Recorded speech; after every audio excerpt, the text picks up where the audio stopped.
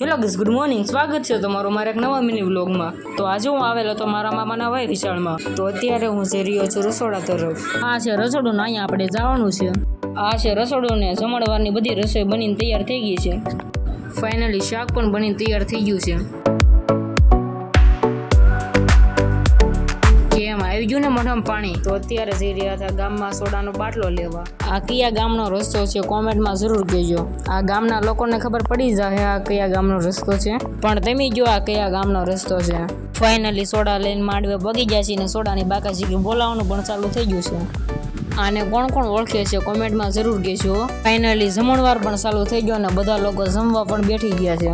બધા જમીન ઊભા થઈ ગયા. ફાઇનલી આપણે જમવાનો વારો આવી ગયો.